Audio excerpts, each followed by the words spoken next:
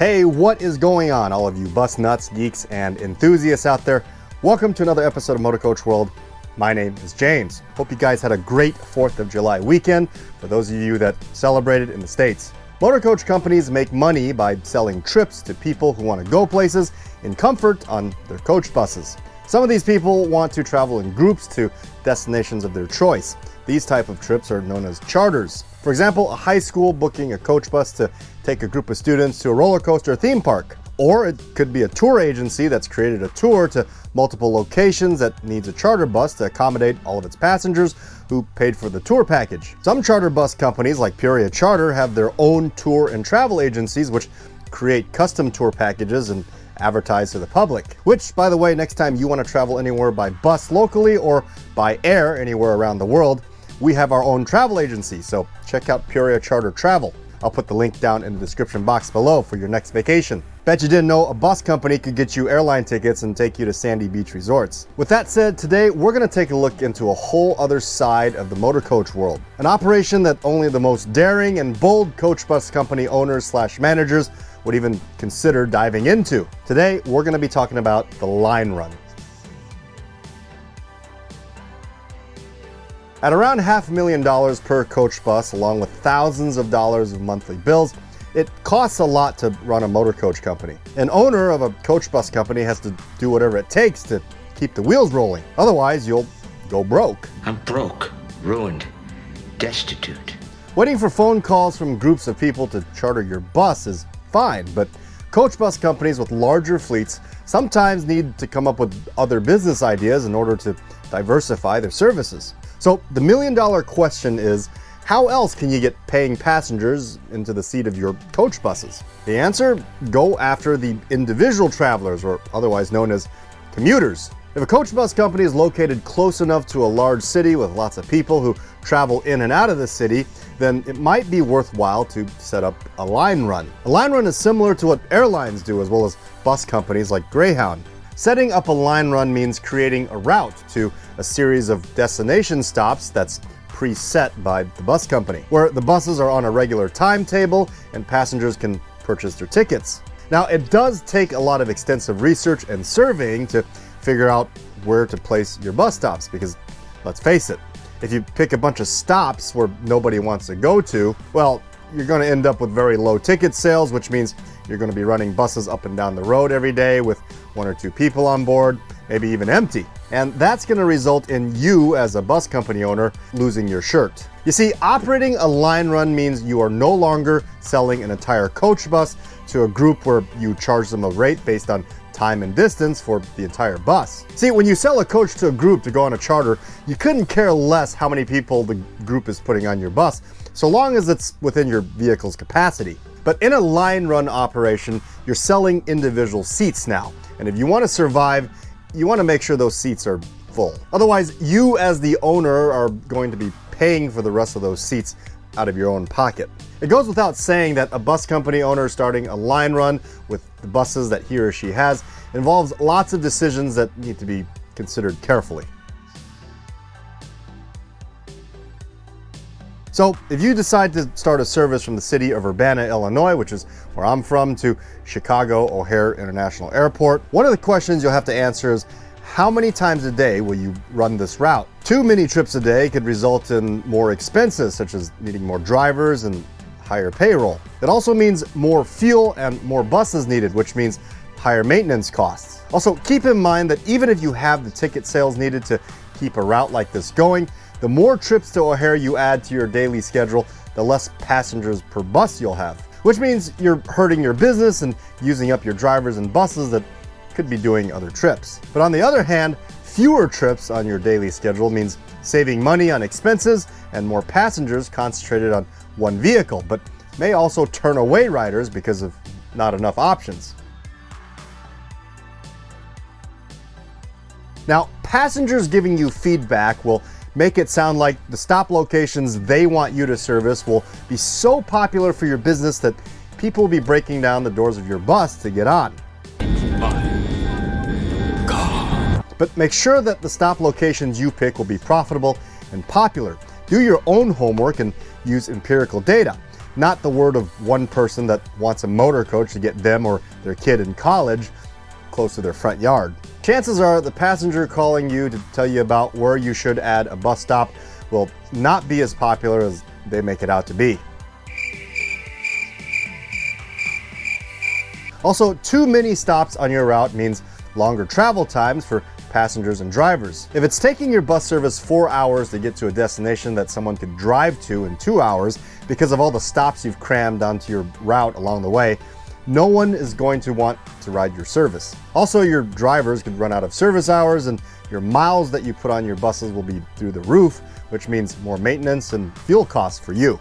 So at some point, you as a decision maker for your bus company will have to consider how much you're willing to cater to a passenger's request and how much you have to listen to your accounting books. Now, don't get me wrong, guys, I'm all about customer service and giving the passengers 110% service, but you can't successfully do that if your business goes bankrupt. The way I like to put it is keep your passengers safe and comfortable, but leave the driving to the bus company.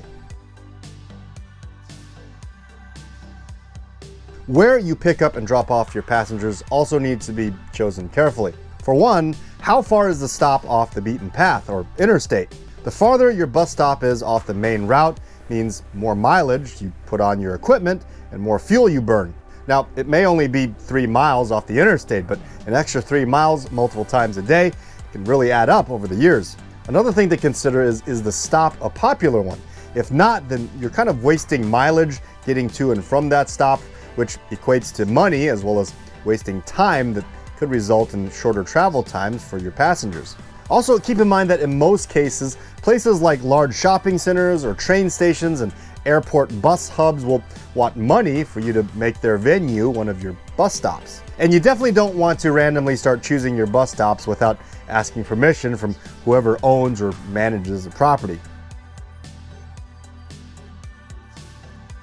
Now, after setting up everything that we've discussed so far in this video, you as a bus company manager or owner starting a line run service will have to come up with how much you want to charge a customer for a ticket.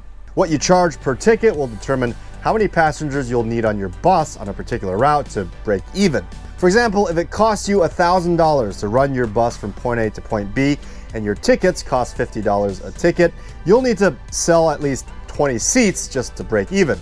If selling 20 tickets is not likely for that route, you may consider raising your ticket prices. Now, if you raise your ticket prices too high, then no one's going to ride your bus. At some point, you as a decision maker will have to ask yourself, is it even worth doing all this? Because for some bus companies, the environment they operate in, a line run may not be a sustainable operation, and that's no fault of the owner and manager. Now, in addition to all the costs mentioned, a good line run company should have a customer service center, a place for passengers to call and speak to a live operator with questions or departure times. Traveling can be pretty stressful, especially if a bus is delayed or canceled due to emergencies. Having a well-trained call center can help diffuse stressed out passengers that are having a bad day, as well as provide better communication to the public in case a breakdown or any other type of emergency should occur. A call center can also help out with over-the-phone ticket purchases, as well as dealing with ticket transfers or complaints. But again, like everything else, it comes at a cost of hiring people, training them, and adding to payroll. It definitely takes a lot of patience and commitment to operate a line run. Once you've published your timetables to the public and open up ticket sales, you kind of have to stick with it. Let's run a quick scenario. For example, after a week of running buses on your new line run with 3 to 7 passengers on them and losing a whole lot of money, it may become hard to stomach the low riders on your buses. As you look at tomorrow's ticket purchases, you see that only 12 people have bought tickets on your bus, which means another loss. But at this point, you've already told the public that you're offering a line run service. I mean, your bus routes and scheduled departure times are now on your website and in newspapers for the public to see. If you want to build your reputation as a reliable service, you can't simply tell those 12 passengers that you're canceling their trip on them because you haven't sold enough tickets to be profitable. And if you actually do cancel on them after a while, this will start hurting any chances of you ever establishing your business as a reliable bus company. So let's say time has gone by and after a busy week, you've actually packed every one of your buses full of paying passengers. You may feel like it's time to celebrate. You finally did it. When doing your books, you see that after all the expenses you've paid, you've made $10,000 in profit this week. I'll make it a tall one, and it's on the house. We're celebrating. Well, hold on just a second there, Nelly. That money isn't yours to spend just yet. All it takes is another week of low passenger numbers, and all that money you made goes right back into operating expenses.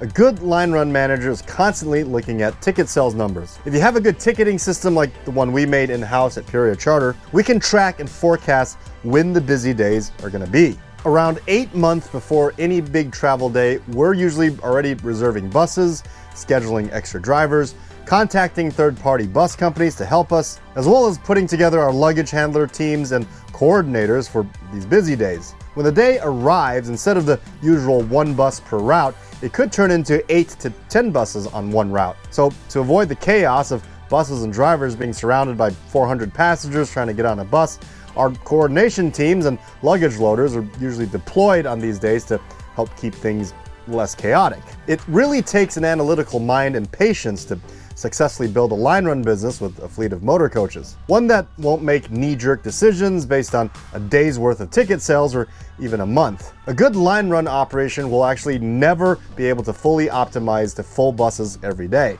The truth is, you invest in your line runs by providing the public options, which means running buses half empty most of the days to give the public the idea that it's there when they need it. Managers that try to cancel runs when ticket sales are low will actually discourage the public from using the service, as it will seem unpredictable. Predictability on a scheduled line run is key for anyone to use it. Now, in the motor coach industry today, there are lots of bus operations running line runs. However, most of them are unprofitable. Now, you might be asking me right now, James, why then are they doing it? Well, the answer is many motor coach companies are subsidized by either the local government or some kind of large organization to provide regular route service to the public in order to promote tourism or simply help people out. In this case, it doesn't really matter if the route is profitable or not. Someone else is writing the check to the bus company, which keeps the doors open. But for mom and pop shops that spend the money and time to research, forecast, design routes, build ticket systems and websites for passengers to book their tickets, as well as pay for fuel and payroll, basically everything you would need to keep a line run company going, there is no real protection from failure. Hey folks, if you get a chance, be sure to check out my Patreon page, as well as my online store, where you can get yourself a nice Motor Coach World t-shirt, tank, or hoodie. Consider becoming a patron if you want to help support the channel. Also, don't forget to check out Motor Coach World's Facebook page. I'll have all the links down in the description box below. Remember folks, if you're watching this, you are part of the Motor Coach World.